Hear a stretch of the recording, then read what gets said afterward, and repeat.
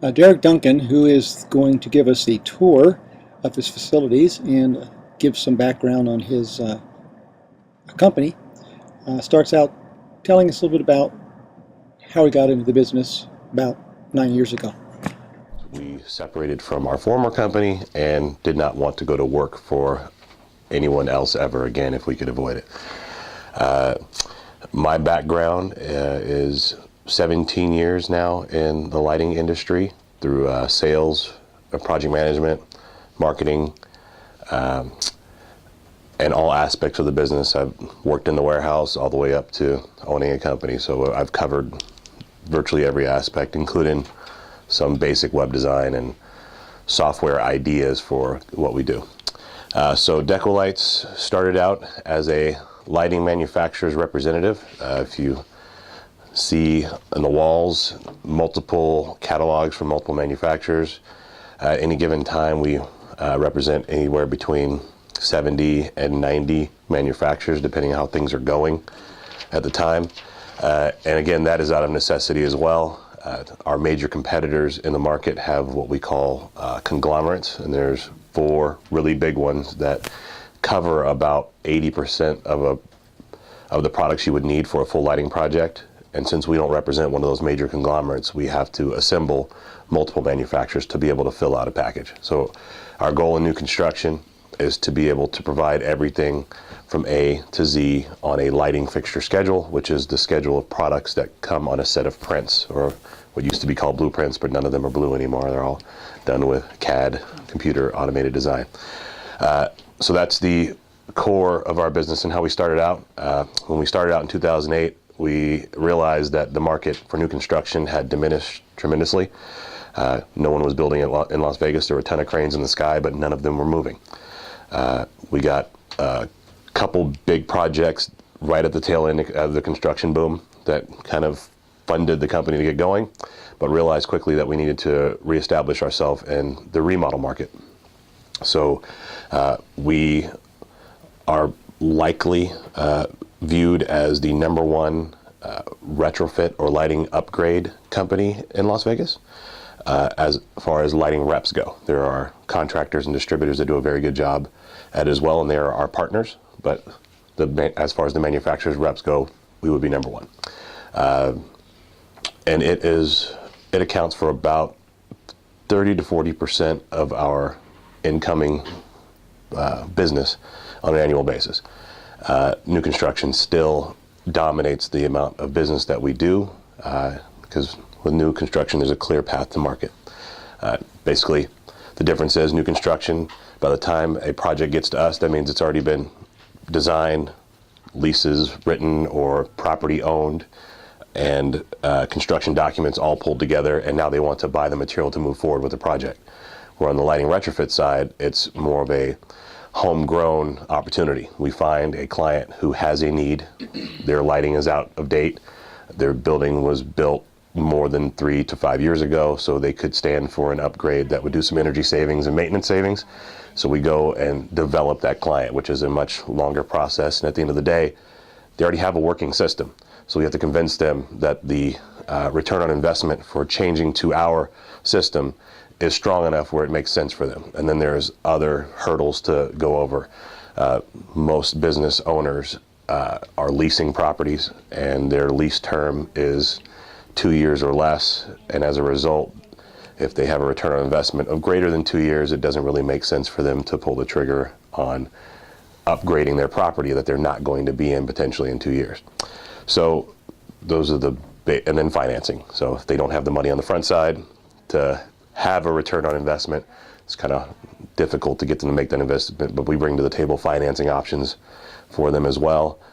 To try to make it easier. We're also in the process of developing our own financing option where we don't have to bring in a third party and we do it in-house. The crew here, we've got the 2 partners, myself and Emily Covelli, who's the other co-founder of DECO Lights. She is the president of the company. She handles the quotations for the new construction projects and manages the office staff on the inside sales. I handle the lighting retrofit business and client development and marketing. and oversee the outside sales people. We have David Butler, who is our newest team member, who is lighting controls expert. He's also LC, which means he's lighting certified. So he does more than controls, he does lighting as well. He calls on our architects, engineers, and developers. Julie Vesco, it calls on our contractors, some contractors, but mostly our distributor partners. Quick segue, and I'll come back to the team members. Our business model dictates that we only sell products to electrical wholesalers, distributors. We do not sell to anyone who is not a authorized electrical wholesaler. So we don't sell to contractors, we don't sell to end users, we don't sell to homeowners or anyone of that nature. All of our business is funneled through our electrical distributor partners. This allows us to not have to worry about credit or non-payment, because all of our distributor partners are very healthy financially. And it also allows our distributor partners to partner with us, knowing that we won't be competing with them somewhere down the road. The caveat to that is we do market past the distributors. We market to the electrical contractors. We market to the hospitality end user, homeowner, and tell them where they can go buy the product, similar to your car dealers, or the car manufacturers. So car manufacturer does a really big commercial for their brand new car, but you can't go pick it up at Chevy. You got to go to a dealer to buy that car. So similar type of setup. Back to the staff. So Julie handles distribution and lighting showrooms. There's a significant amount of, there's a few lighting showrooms in Las Vegas who cater to residential and multi-family apartments and condos and things of that nature, and they have a kind of a different path to market that they've established. They've got showroom where they show products and people can say, okay, I want 150 of those and 72 of that one. So Julie calls on that market for us as well. And our inside sales staff is Angelo Flores, who handles project management, runs the warehouse for us, and is a student at UNLV who is taking, whose major is engineering. And then Pauline Schroeder, who handles the majority of our projects and oversees the inside sales project management for us. So, and sorry, I skipped one. Jeff Smith, who handles our municipality clients. So City of Las Vegas, Clark County, North Las Vegas, Henderson, Boulder City, NDOT, was the Nevada Department of Transportation. Let me back up.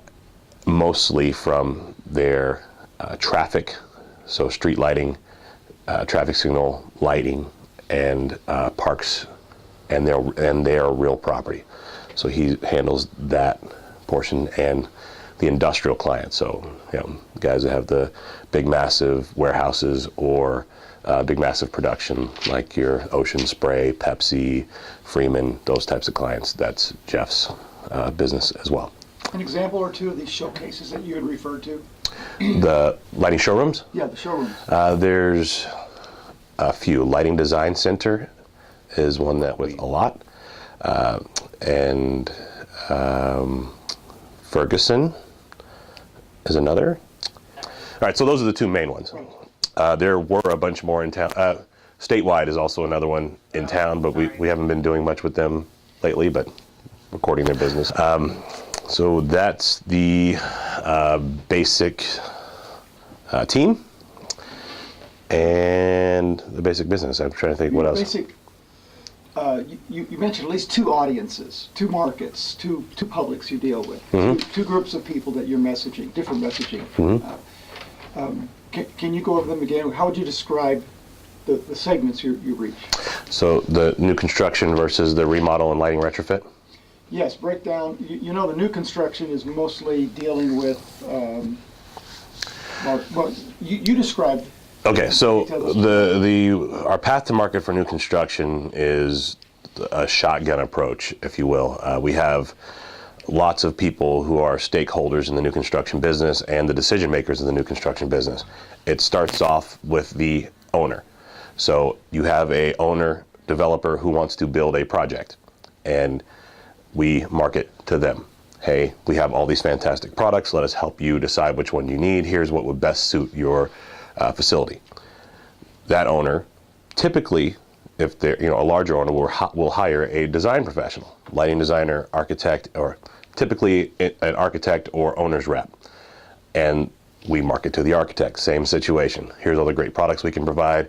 Here's the services we can do. We can help you do your design, keep you out of hot water, make sure that everything meets the local code, jurisdiction, lighting design criteria, and what have you. Architect hires architect hires the design professionals under them, which is typically their MEP, mechanical, electrical, and plumbing designers, engineers, if you will. And in some instances, they will hire a different architect to do the work for them as well. So and we market to that group of folks, same scenario.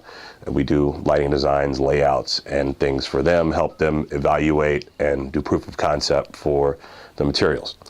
From there, project goes to bid, and they hire a general contractor. Now, we don't market ourselves to the general contractors too much because they don't care about us that much, but there are a few who get more involved with the aspects of lighting. But general contractor will then hire an electrical subcontractor, and we market very heavily to electrical subcontractor here, especially when we end up not being the product that has been selected for a project. When a design comes out and it says, hey, I want XYZ manufacturer, and we don't represent XYZ manufacturer, we will evaluate XYZ manufacturer's product and say, okay, here is our equivalent product that we represent that is either going to save you money, save you time, or you're going to use this because we like you, because you like us more and you don't trust the other guys. So we market heavily to them on that side. The electrical contractor will then turn and buy his products from an electrical wholesaler, who we described before are the only people we actually sell to. So electrical wholesaler keeps a huge inventory of products on their shelf that the electrical contractor needs. So the electrical contractor says, hey, I've got ABC lighting package that I need to buy. Here's the schedule. Can you give me a price? Electrical distributor at that time has a choice. I can either A, provide everything on my shelf if I have it, or B, I can reach out to my lighting rep, who I trust, to pull together their equivalent products of this, or if they rep this. And so we market heavily to them, letting them know the products we have available to them, so they know when they see this on a schedule that they can call us about it. And that's the chain for new construction. Okay, before we talk about the second group. Yes.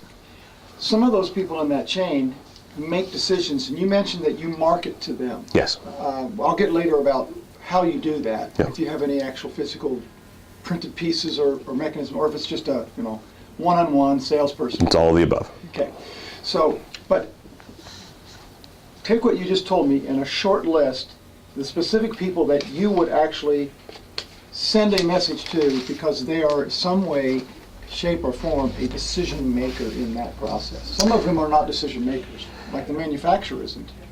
No, but we don't market to the manufacturers. I know you don't. Right. Well, I guess we kind of do for lines that we don't represent that we would like to. And that is done through our website, letting them know our capabilities, projects we've done, and the presence we have in the market. But most of that's done directly, phone calls or emails. Hello, here's who I am, here's what I've done. I would like to represent your line so you can have greater success in Las Vegas. But to answer your question, examples from each of those different facets? Or examples of materials? If you're going to design a printed piece with your message to a particular audience, who will those audiences be? Is a designer one of those? Yes. Is the architect one of those? Yes. Okay. Architect, designer, but they're the same, but yes. So we use Constant Contact and our list of contacts to send out mail pieces via email. We don't do very much printed material because we are trying to be a greener company, and the cost of going to market through email is much less than printed material. We default to it for the most part. We have done some printed pieces for trade shows where you need to hand something to someone. Obviously, we have business cards, which would be a printed marketing piece. But the majority of what we do is via email and direct one-to-one on the phone or trade show type stuff. So the majority of our email marketing comes from a piece that comes to us from one of our partners, the manufacturers we represent. So again, XYZ manufacturer says, I have this great new product. And here I spent a lot of money developing this great marketing material piece. I've sent it to you electronically. Please take and send it to your client base. So we will take that marketing piece and add our flair to it, letting them know projects we've done that could have used that piece, projects that are coming up that could use this piece, or and then blast that out to the specific clientele base that should receive that. There are instances, however, when that marketing piece comes to us with our information already on it, and all we have to do is input it into our system and send it out. So we don't have to do much work on that side. So it comes to us two different ways. Every now and then we do a newsletter, which has a multitude of those products. So we try not to send out too many so we don't feel like we're spamming our client base. And then right now we're getting into a mode of trying to send one out every 2 weeks. And that every 2 weeks we'll take and condense those different marketing pieces that we got throughout the 2 weeks and blast them out to the client base that should see them. So there's a little production that goes into that, copying, pasting, shrinking, what have you, so it all fits and is a nice legible thing that it's not overwhelming for someone to read. Do you work mainly in Las Vegas? Yes, well, Southern Nevada. Are you not national? We do, the question was, do we do mostly in Las Vegas? And the question also was, do we not do national? We do some things on a national level. We are the authorized distributor for Aura Lighting, which is a European company who does not have a sales presence in the U.S. So we market across the country for them because we have that whole territory. But 98% of our contracts are exclusive to Nevada. Probably 70% of our contracts are exclusive to Southern Nevada. Do you have other territories, or you're limited to Nevada?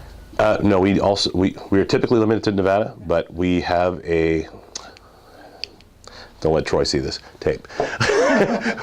We have another salesperson in Victoria, Texas, who used to work here in our office. He resigned from us to move to Texas and took a job banking, and then realized that his banking clientele could benefit financially from having the lighting retrofit upgrades we spoke about. So he represents us in Victoria, Texas exclusively. This is about a 190,000 town city between Galveston and San Antonio. We don't have any contract for that area, but all of our manufacturers we reached out to and they said, look, we don't have a presence there. If you want to sell down there, that's fine. And so we do. An anomaly. Right. Absolutely.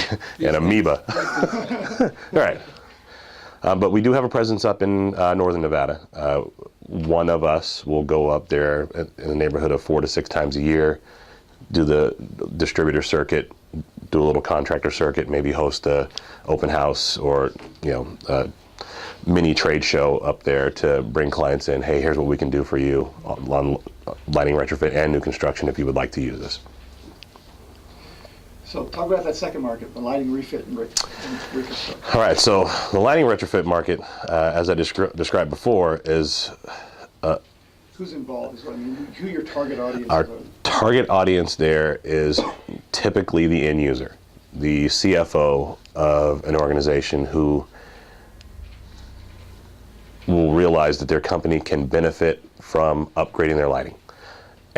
For number one, financially.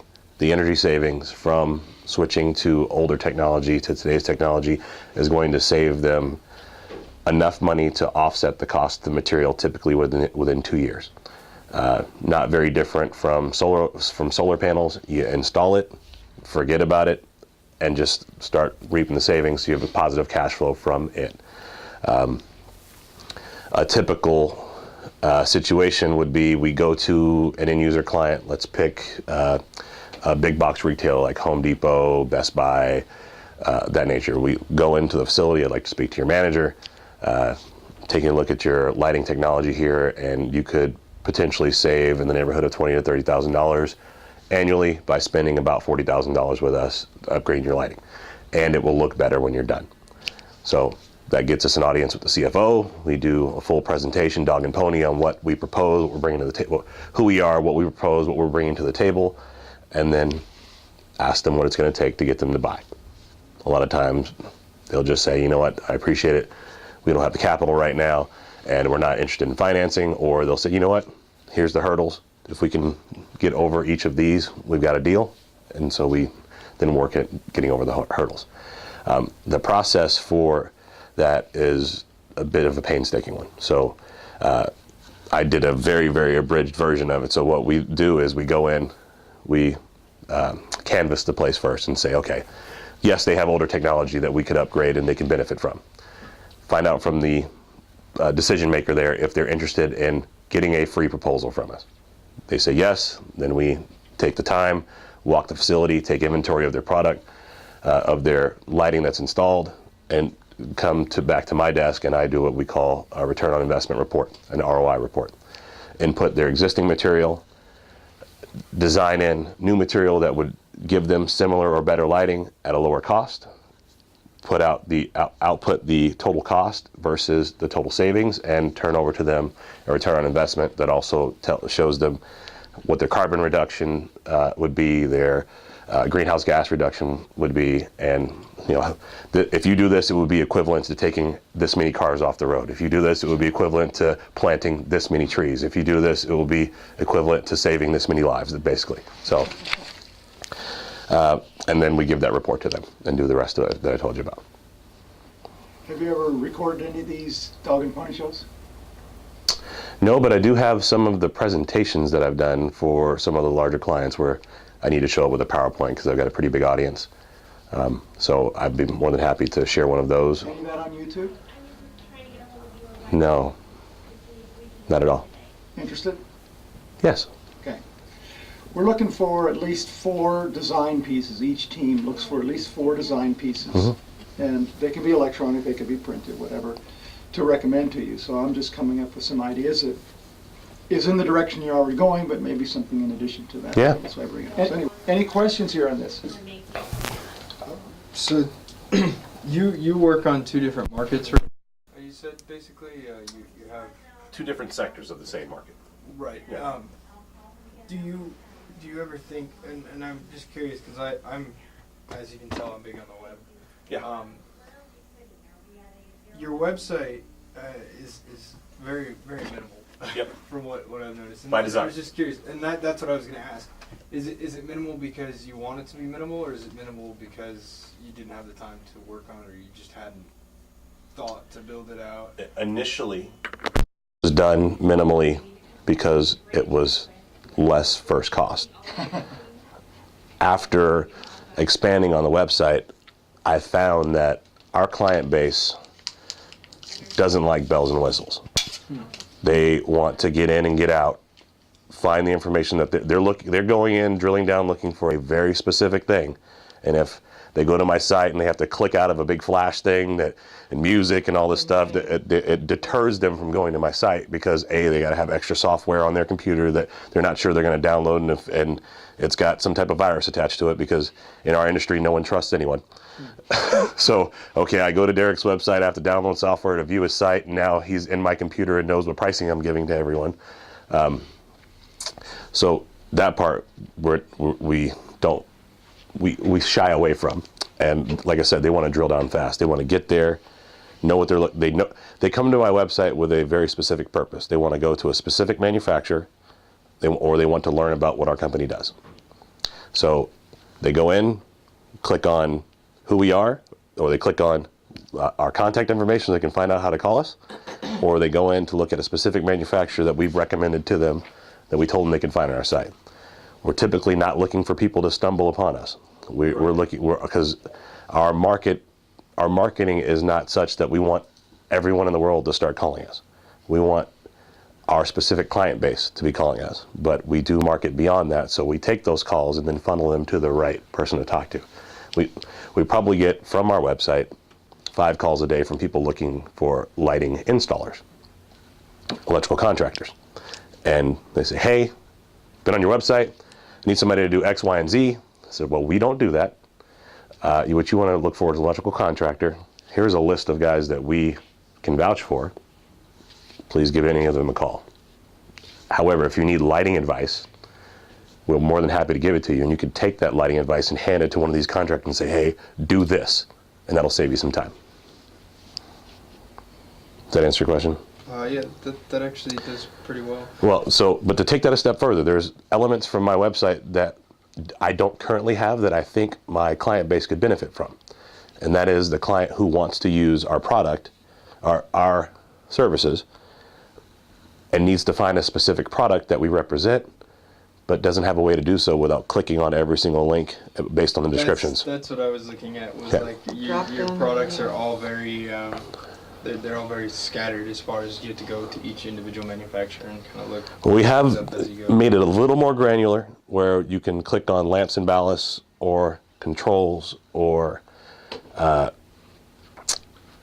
lighting or renewable. However, I would love it if we had it compartmentalized. How about a search box? A search box would be great, and I would prefer to have one of those. But in addition to it, what I'm developing now, and it's taking quite some time, just because I have the office resource doing it. It is literally it's not even on the back burner. It's sitting on the counter waiting for a burner to become available. Is defining each manufacturer by type. So let's take V2 lighting, for example. They do decorative, they do down lighting, they do linear, they do indirect, they do wall sconces, they do landscape. Then you need to categorize. Right, so developing an Excel spreadsheet that shows each one that they go into. So I can then take and separate each one of those manufacturers out that has landscape per se, and make a new category that shows landscape. So, and then once that's done, we can drill down even further, because for landscape, there's, a floodlight, there's an in-ground light, there's a well light, there's a tree light, there's a wall light, there's a hanging light, there's a lot of things, there's bollards, there's a lot of things that go into landscape lighting. So if we could then drill down deeper to have that would help as well. So are you, so you're relatively busy already. Are you looking to expand your business larger, or? We're looking I mean, to do a everybody can lot always use more more. with we're looking to do a lot more with the resources we already have. So Okay. our bandwidth to do more business, we have a lot of bandwidth to do more business. We've got 7 people, 2 project managers, 3 outside sales, 2 co-owners who touch everything. The project management team could probably stand to do 3 times more business than they're currently doing. The outside sales team could stand to generate 3 times more opportunities than they're. Right. So your only marketing techniques right now are through the newsletters and email? And direct. Our outside salespeople And spend. door knockers? Right. Well, and it's not necessarily door knocking, because our client base is not where we're out trying to develop new clients. We're trying to take market share from the client, or with the clients that we already have.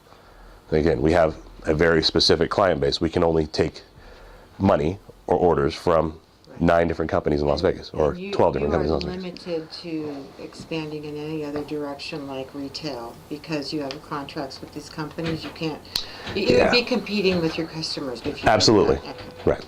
Now, we can help them go to market as retail and become more successful, develop sites that funnel business through them, and then that business then in turn comes to us. And that's what you were looking to do as well? I would be very interested in doing it. I don't know how we do it effectively without hurting our model. So if I can figure out a way to do so, I'm not opposed to it. So you're looking to really upgrade your website? That's part of it. Yeah, upgrading our website so it's easier to maneuver. And client base can find what they're looking for would be great. In addition to that, I'm looking to upgrade our website or our internal software so that our communication internally is not just email and face-to-face. Are you doing any advertising on Google? Paid advertising, no. Have you thought about that, even though it's very difficult? I've thought about not doing it, because the last thing I want is Anymore. Sally homeowner picking up the phone, calling us to say, hey, I need 2 lights for my kitchen. So our customer base is set up to handle those phone calls, and we're not. So as a result, we absolutely do not advertise in that arena because we're trying to push that phone call to our electrical wholesalers who can benefit from that better than we can. Let them do that. Right. Just like you have materials from your manufacturers that they pass on for marketing, saying you can put your name on it and pass it on. Do you have any materials like that that you pass on to those that are down the food chain from you? Not our own materials. No, not any of our own printed materials aside from business cards. Would that be appropriate? Would that be on a list maybe someday? It could be. We don't think about printed materials very much anymore. I would love to have a catalog that had all of our manufacturers in it, but because our manufacturers change periodically, our top 10 are always our top 10, except for when they're not. So, I mean, we had a manufacturer that we had been working with for 3 years, and they were one of our mainstays, probably responsible for a lot of the products we were quoting and supplying, and they elected to make a change in the market here 2 months ago. So I would hate to invest, a significant amount of money into printed materials that are advertising their products only for them to change their representation. The challenge we have from making printed materials like that brings in all of our manufacturers together is our contracts are 30 days. And at any given time, we could separate from one of these manufacturers. So, yeah. So we do a good job, they stay with us. We don't, they don't. And we're okay with that. It's a pretty standard contract. Any document you could develop for print can be put online. And I tell my students, it's the same amount of work on the research, coming up with the ideas, the messaging, the branding, assembling the layout, the design. It's the same amount of money, the same effort, whether it's going to end up printed or put on the web. Right. And so whether you have materials that you pass on somebody down the food chain, whether it's a printed piece or not, is that something that would be beneficial for you? Absolutely. Especially electronic versus printed, because electronic can be changed. Yes, very easily. So, and electronic can be printed too if you needed to. if you need to, absolutely. One at a time. Right. One But you could take electronic and send it to a printer to do a bunch of them as well if you had a trade show. Our challenge with a lot of that is, although you see printed material all around us, we frown upon printed material. Our business is a green one. All right. With exception of catalogs. Well, we did not print these.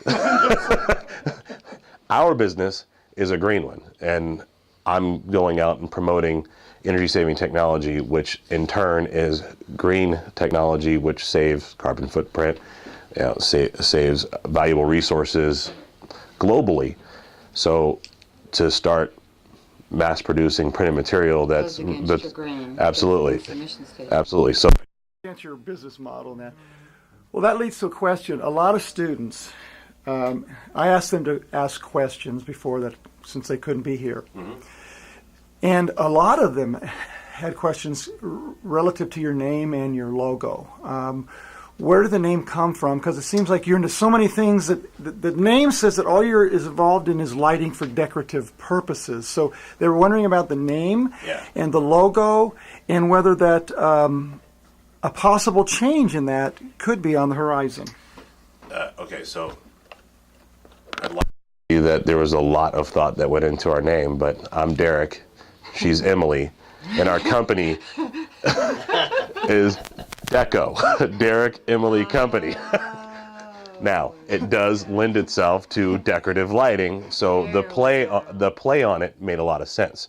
The swoosh and crescent in the middle is the combination of the letters of our last name. It's not a D. It is the swoosh of a D and the crescent of a C that makes a Star Trek-y-like symbol that looks like a D. I also saw that it was part of a light and the light coming out of it. So there's a lot of things you can read into it. Absolutely. But it doesn't say green. And you keep saying green. Yeah, it doesn't, because you have to remember, our core business is lighting. Our motto is be green behind it. We're red and black because of it being our favorite colors and a Las Vegas recognized color because of the UNLV Rebels, because at the time, the Las Vegas Gladiators, every team that comes to Las Vegas is always, will likely always be red and black because it makes sense for what our teams are here now. So that was the reason for all the choices. Now, are we diametrically opposed to changing some of that? No. Have every manufacturer in the world who calls themselves green have a green logo? Yes. Do we want to be lumped in with them? Probably not. So there's a give and take. Green is the most overused word in our industry today. So by not being green in color and not leading with green, we separate ourselves a little bit. However, we are the leaders locally in green lighting, design, and technology, and belong to the United States Green Building Council and sit on many sustainable development committees and chair committees and things. So What about just changing the lettering to a different color? To more, yeah, again, not completely. You could discuss it. I think he's been very clear on that. I want to move to the next thing. You say you're involved in a lot of things. And, one of our other clients is the Harrison House, and I saw your name on a list of people. Yes. And that's probably how your name came to us, because all the group of people involved in that. Just a little bit on what's your involvement in that project. I know it's minor compared to everything you do, but I personally sit on the board of the Ward 5 Chamber of Commerce, the advisory board, not the other board, whatever it's called. And we are positioned to provide the lights and the design for the lighting for the Harrison House. The relation is my mother is Katie Duncan, who who is heading up the project. Now, she would probably tell you that she is the greenest person in Las Vegas, but I'll tell you she became that way because of me. It's my opinion anyway. You know, we did work together 6 years ago. She had a small agency that was centered around hotel products, furniture repurposing. Her company would go in, extract furniture from a hotel that was doing a massive remodel, take it, clean it up, and resell it to a smaller hotel who needed a lower first cost for their material. So picture, if you will, beds and furniture coming out of the Bellagio that were great beds and furniture the day before, right? I mean, you were paying $500 to stay a night in this room, and then they decided to pull it out. That didn't make the furniture go bad. It's still good, and taking and selling that to Holiday Inn or Budget Suites, and now they have this fantastic furniture in their place, so they can maybe bump up their room rates a little bit more. So she was in that business, and lighting fit that as well for a client who was either building a new hotel or remodeling their hotel. So she would say, hey, what are you doing with your lights? So when she was doing that, we had a lot of business going with her, and she had access to a lot of products that we didn't have. So she would sometimes go buy products for us to fill out a project that we were working on. So there's the connection. But I will be donating, or DECO Lights, one of us, will be donating the lights to the Harrison House when it's ready to go. that'll be a good showpiece for you. where is it located? 1001 F Street. What most people would call the west side, even though it's not very west. Not anymore. No. Central. Yeah. So if you're familiar with the D Street exit off the 15, if you're traveling north on the 15, as you cross over 95, the very first exit is D Street. If you get off there, it's about 2.5 miles west of Cashman. Okay. We had 2 days ago. We had an excellent presentation. Your mom wasn't able to be there, Oh, but Stanton was. yeah, Stan's great. And I think guy in charge of the project manager. Chris Worth. Chris. Yeah. No, not Chris. Not Chris. David Sharp. David Sharp was Okay. there. Yeah, and Stanton was Wilkinson. Wilkinson, right? Well, yeah, okay. That's good with the name, so. Duncan. Mine's easy though. Yeah, but anyway, Duncan, duh. Yeah, I just didn't make the connection. A lot Cool, of that's cool. yeah. Any other questions here? Do you guys have? I know I've worked with a couple of designers in the past on projects for my current for where I'm currently employed, and I know that a couple of the designers actually gave us a nice little what they call the style guide. Mm-hmm. Essentially, it's just a listing of what colors you kind of want to incorporate into any kind of print material or any kind of electronic material that you're going to be sending out to people, your website, your logo, possibly what kind of fonts you're going to use on printed material or electronic material or on your website. Do you have anything like that, like a style guide that you guys are trying to follow? Or would that be something you guys would be interested in? I don't have anything specifically written, but I do know what they all are. It's right here. Right, because I'm responsible for all of the marketing material.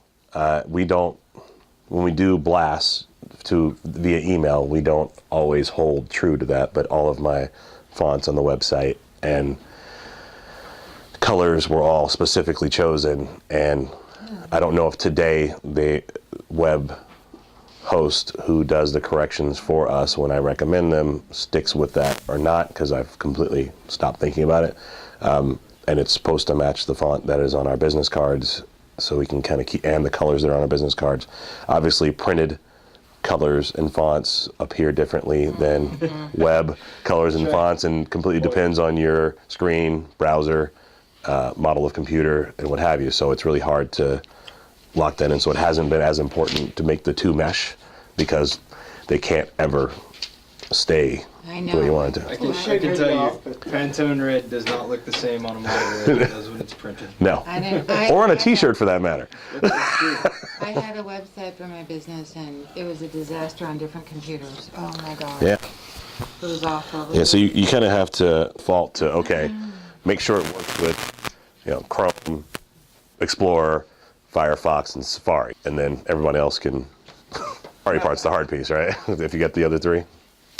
So ours works well with Chrome and Explorer, and part of the reason, part of keeping it simple means that all those different browsers can view it pretty easily as well. I've seen your app. I haven't downloaded it Yeah, yet. it's a web viewer. So, but the app will also, if you download it, will allow you to connect to us through Twitter and Facebook and see immediately what's going on in both those locations as well. Well, I know my good students can hear what you said and extract out the answer to these questions, but if you could just list real quick, just briefly, what do you consider your top strengths, and what do you consider your DECO Lights weaknesses in the market? Our biggest strength perceived by our client base is the ability to find products that no one else can. Is that reality? That is, Just perception. it's reality that we can, but internally we don't feel that that is our biggest strength. Our biggest strength is our people. We have loads, years of, Shh, no, quieter. We have loads of experience within these walls. People who have seen and done things that other people couldn't even begin to imagine. Again, my entire professional career has been in lighting. I've tried to position myself as an expert from day one to make sure that any material that came across my desk that I had to sell, no one in the country knew more about it than me. And I've maintained that thought process from day one, and I educate my team on a weekly basis for an hour on any new products or any product shortcomings and failures, so they know where it's best suited, and they don't make recommendations of that product to a client who doesn't know any better, so that way we keep them out of hot water. Good reputation. Absolutely, we try, because the challenge is most of our clients are going to call up and say, hey, I need 100 of this, and if we just sell them 100 of this, 2 weeks when the product shows up and go, hey, you sold me this and now it doesn't work. So we make sure we ask all the questions to make sure that that client is going to be kept out of hot water. I need 100 of this, okay. How are you mounting it? what voltage is it? What color do you need? How much light do you need? Going through all our laundry list of things that would typically get them in trouble, making sure that, okay, you said you need this, but you need this 0.1, and that's what we're going to sell you. So you just don't take orders. You provide solutions. We will take any order. We take all checks, is a good friend. Just blindly. Some people are in the business, they just take orders and they order for you and that's it. Well, if someone calls us or emails us looking for, we will then respond back to them with, here's your price. Please be sure that you cover all these bases, blah, blah, blah. And if you need something else, So you're here. educating the customer. Absolutely. But we do on occasion have clients who have bought 500 of widget B before. They know they need 500 more of widget B again. So we don't typically question that.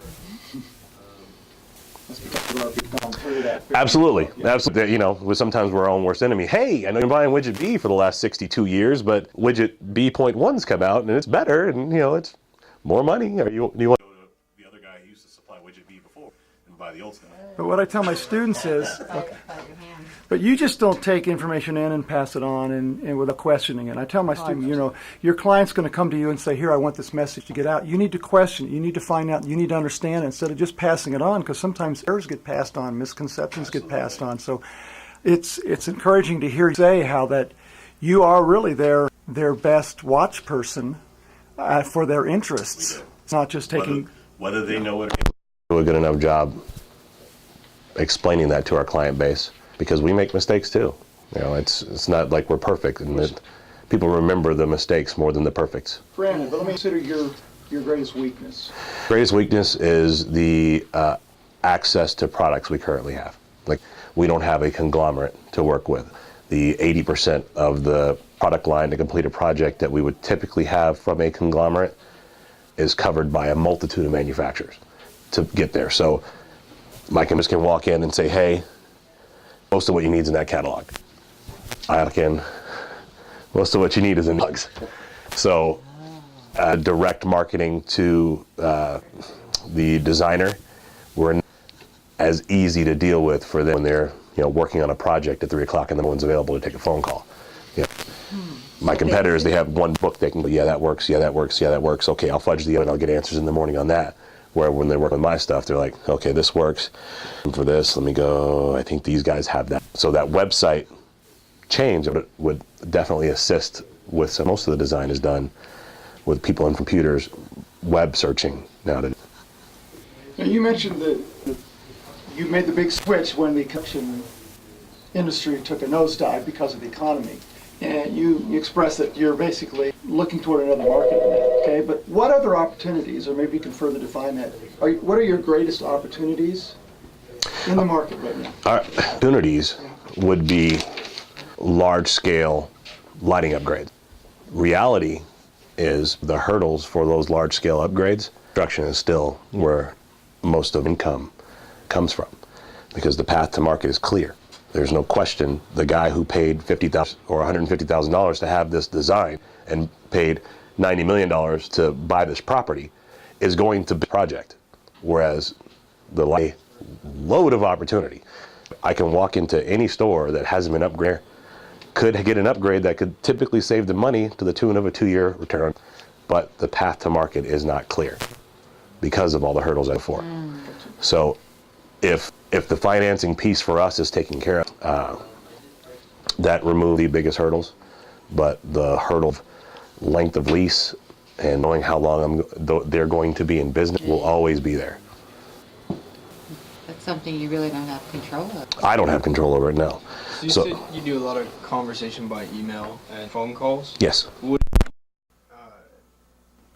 it be good for you to have some form or some kind of process consumers could contact you through your website? Yes, and I've thought about to that. push through an order or something? Yes. Not necessarily directly ordering it, but pushing through like what we want, you know, X, Y, Z.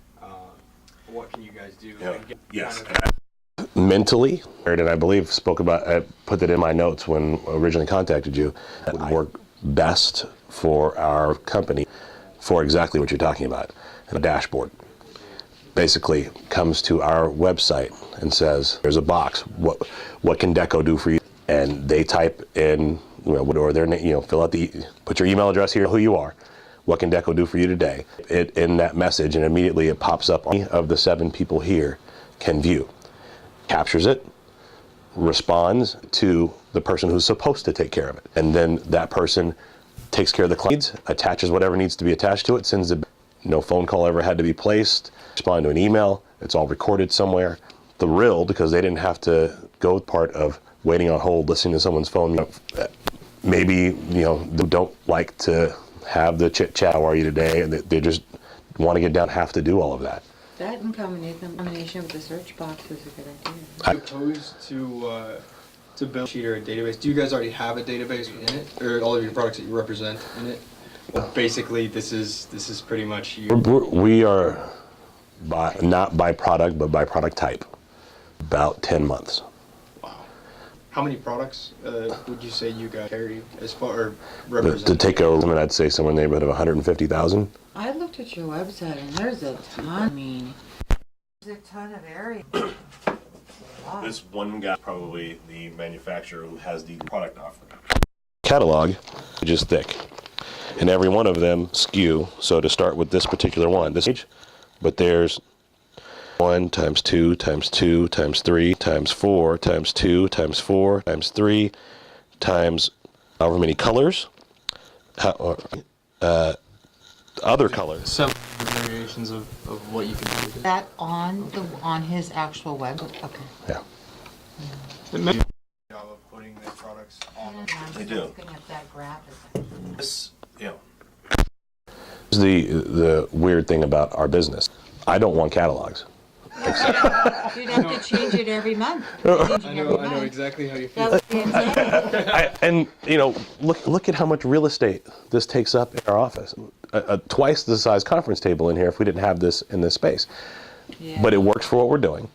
And the challenge behind the catalog is if you don't have one, you don't have that silent salesman standing there every day when someone's looking for your product. So 3 times a day I walk out of my office with an opportunity and someone says, hey, I need widget 79C. What do you have that's equal to it? And I go, oh, somebody makes widget 79C. Who does that? So I walk out of my office and I stand here and I go, which one of these guys? because I tell all my friends and family, I have a photographic memory. The film just takes a really long time to develop sometimes. So it will eventually come to me, sometimes 3 or 4 days down the road, but I will always bring it up So eventually. you basically need some kind of search engine for it. Yeah, the search engine would be just as good for me as it would for my client base. Like a crossover, I almost feel like it would be best to, like you're talking about with your categories. It seems like a good place to start. Absolutely. I think what you're looking at too, though, with what you pointed out with that SKU, if you had to just list it by what type of SKU it is, do you think it might make it easier for you to kind of go in? Because there's multiple variations for that one SKU. It's still one SKU. Sure. So if people are asking you, I need this, if it's whatever model it is, but it's still that one particular Base model? Yep. item. Yeah. So I mean, would it be best to have it, or would it be best to organize that way? Because I mean, if you organize that way, it might even. It definitely would be better to organize that way. Because I mean, even then, you would be able to take that and sort of get it down to maybe 100 SKUs out of that whole book. Right, and if we're talking software, this is all being done online. All you have to do is drill them down to that SKU, and if they need to know more information, they click on the link and it takes them to that page, and they can select everything else themselves. Right. So that makes perfect sense. Any other questions before we take it? Dale wants to ask his first question. Yeah. You have your clients established, you have your manufacturers. When your manufacturers change their product design, Yep. how do you get the new design to your customers, and how fast do you do it? Manufacturer depends on the change. So let's say V2, whom we've had for about 8 months now, makes a design change to the pendant mechanism that's currently that they currently have. Let me rephrase that. Okay. If you see this new that they just came up with as a good selling point, Yes. then how quickly do you get it to your customers? Good, virtually immediately. If it's something that I know is a spec or something that the other guys aren't really doing, I will take that, send it to the team first, and say, hey, look at this. We can sell this here, who are going to love this.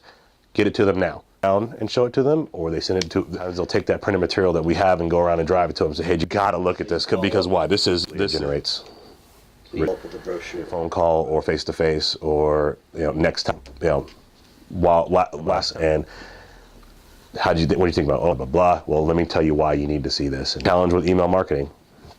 Challenge retention. Number one, you got to get people to open up the email. Sure, you got to get people to do more than just to my desk of stuff I'm going to read eventually. Do you leave behind any Items? Never. We don't have any single thing besides our business. Not to say that we wouldn't. This up and bootstrap. There was no extra money to.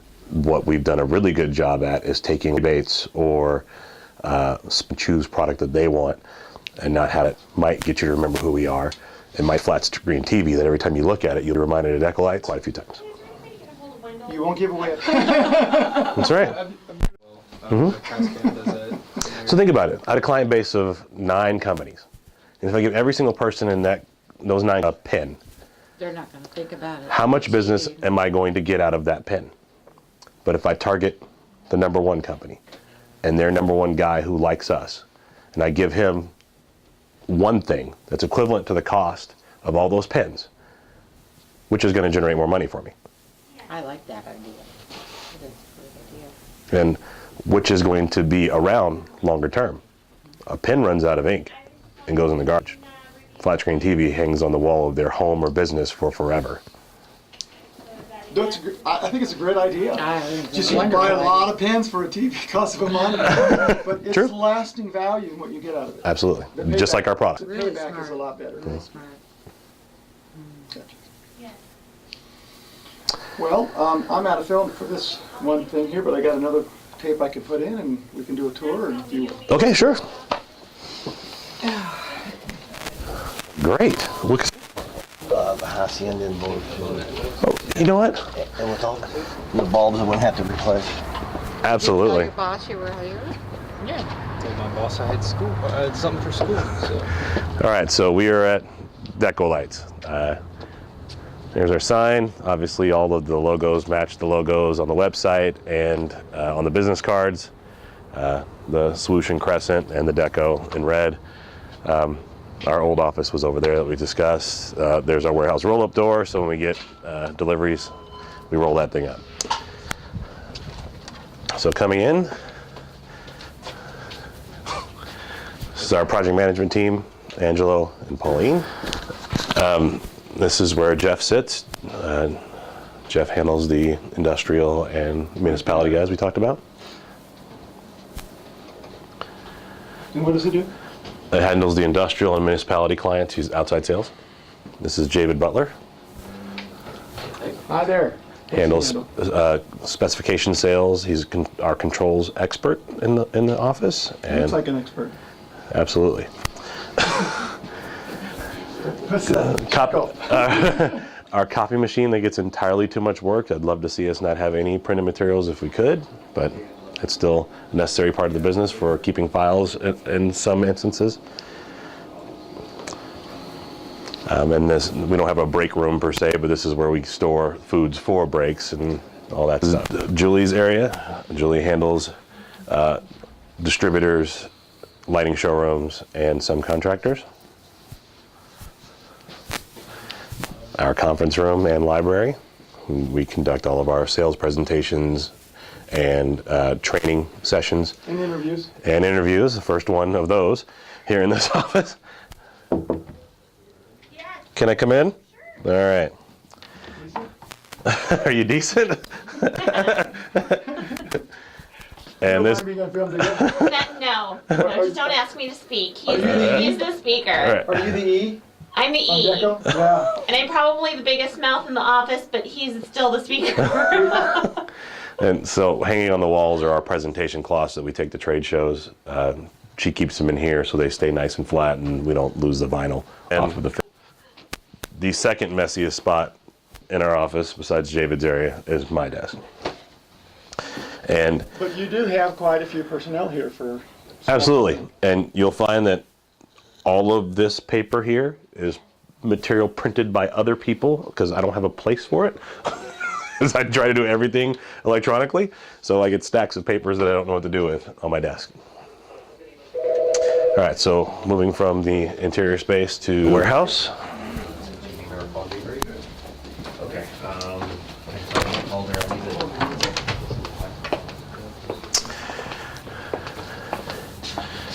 These are all of our samples and inventory, some of it leftover product from jobs that either got excess material that they couldn't use or ordered the wrong product, so we took it back and are holding it here to try to resell for other projects, and our old file storage. So projects we've done since 09 and 08 up here. We keep 2 years in the office and the rest back here. It's our sample table where we get stuff in and fix it.